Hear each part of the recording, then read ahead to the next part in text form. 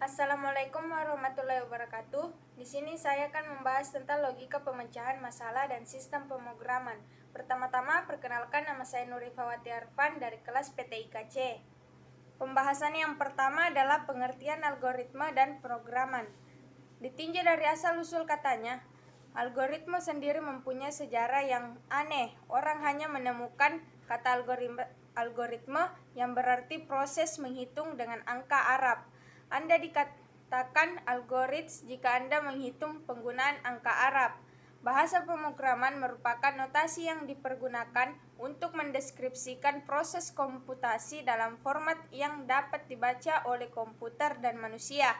Proses komputasi umumnya didefinisikan secara formal menggunakan konsep matematika dari mesin Turing. Pada dasarnya, bahasa pemrograman dirancang untuk memfasilitasi komunikasi antara manusia dengan komputer. Pembahasan yang kedua adalah definisi algoritma. Algoritma adalah urutan langkah-langkah logis penyelesaian masalah yang disusun secara sistematis dan logis. Kata logis merupakan kata kunci dalam algoritma. Langkah-langkah dalam algoritma harus logis dan harus dapat ditentukan bernilai salah atau benar. Yang pertama, algoritma merupakan jantung ilmu informatika. Algoritma adalah jantung ilmu komputer atau informatika. Melaksanakan algoritma berarti mengerjakan langkah-langkah di dalam algoritma tersebut. Karena itu, suatu algoritma harus dinyatakan dalam bentuk yang dapat dimengerti oleh pemroses. Jadi, suatu pemroses harus yang pertama mengerti setiap langkah dalam algoritma. Yang kedua, mengerjakan operasi yang bersesuaian dengan langkah tersebut.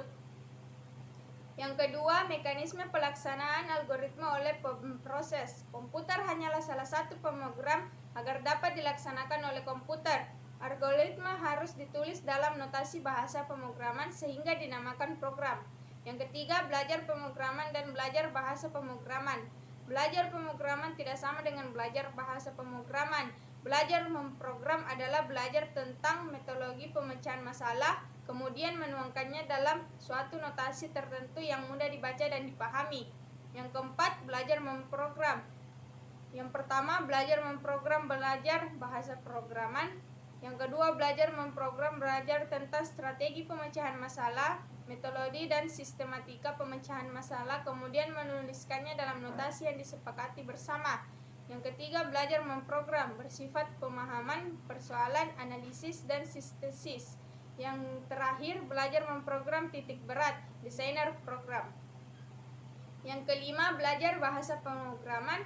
Belajar bahasa pemrograman, belajar memakai suatu bahasa pemrograman aturan sinteks secara untuk memanfaatkan instruksi yang spesifikasi untuk setiap bahasa. Belajar bahasa pemrograman titik berat, coder. Yang keenam, produk yang dihasilkan pemrograman. Yang pertama, programan yang rancangan yang baik, metodologi sistematis. Yang kedua, dapat dieksekusi oleh mesin. Yang ketiga, berfungsi dengan benar. Yang keempat, sanggup melayani segala kemungkinan masukan. Yang kelima, disertai dokumentasi. Dan yang terakhir, belajar memprogram titik berat, desainer program. Pembahasan yang ketiga adalah algoritma aksi. Yang pertama, kejadian yang terjadi pada selang waktu terbatas dimulai saat TO dan berakhir pada saat T1. Yang kedua, menghasilkan efek neto yang terdefinisi dengan baik dan direncanakan. Yang ketiga, Ibu Tati mengupas kentang untuk mempersiapkan makan malam atau luas ruang lingkupnya. Yang keempat, karena ruang lingkup luas, maka harus didefinisikan keadaan awal dan efek neto yang direncanakan.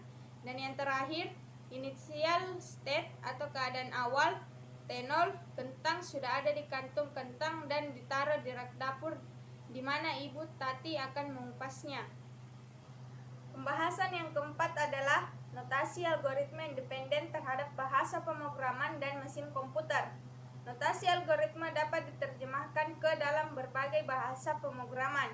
Algoritma sama dengan resep membuat kue. Sebuah resep dapat ditulis dalam bahasa apapun dan hasilnya akan sama asalkan semua aturan pada resep diikuti. Demikian juga bahwa dengan komputer, meskipun setiap komputer berbeda teknologinya, tetapi secara umum semua komputer dapat melakukan operasi-operasi dasar dalam pemrograman seperti operasi pembacaan data, operasi perbandingan operasi, aritmatika, dan sebagainya.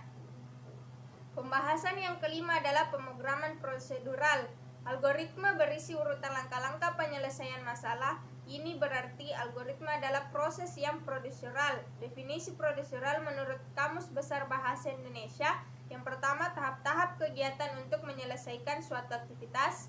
Yang kedua, metode langkah dari langkah secara eksak dalam memecahkan suatu masalah. Keuntungan pemakaian algoritma adalah logika pemecahan masalah dapat dibuat bertingkat atau mulai dari global menuju terperinci. Algoritma merupakan bentuk fleksibel untuk diterapkan ke berbagai bahasa. Jadi, algoritma adalah penyusunan aspek proses logika dari suatu pemecahan masalah tanpa melihat karakteristik bahasa pemrograman yang akan digunakan. Yang kedua, untuk urutan notasi logika yang merupakan hasil analisis dan rencanaan sistematis dari strategi pemecahan masalah untuk menggambarkan urutan langkah kerja yang jika dikerjakan akan membawa ketujuannya. Yang ketiga, urutan logika langkah kerja untuk menyelesaikan suatu masalah. Contoh algoritma dalam kehidupan sehari-hari misalnya menjahit pakaian, membuat kue, jadwal harian, paduan praktik komputer, dan lain-lain. Beberapa notasi yang digunakan dalam penulisan algoritma. Yang pertama, notasi 1, untaian kalimat deskriptif. Yang kedua, notasi kedua, diagram air atau flowchart. Notasi ketiga adalah postkode. Pembahasan yang terakhir adalah aturan penulisan algoritma. Algoritma berisi langkah-langkah penyelesaian masalah. Langkah-langkah tersebut dapat ditulis dalam notasi apapun, asalkan mudah dibaca dan dimengerti, karena memang tidak ada notasi baku dalam penulisan algoritma. Aturan penulisan algoritma. Setiap algoritma akan selalu terdiri dari 3 bagian, yaitu judul atau header, kamus algoritma. Pada setiap bagian tersebut, apabila akan dituliskan komputer mengenai setiap bagian tersebut, dituliskan di antara tanda kurung kurawa contoh, kurung kurawa, komentar kurawa.